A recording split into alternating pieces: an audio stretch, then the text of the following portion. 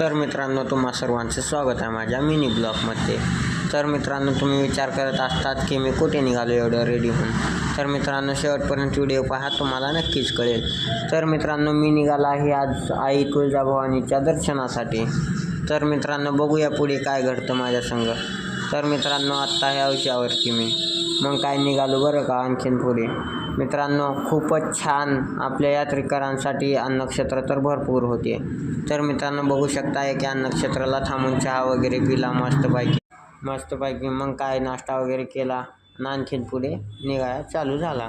मग मित्रांनो, बघू शकता लाईटिंग वगैरे खूपच सुंदर, म्हणजे खूपच सुंदर.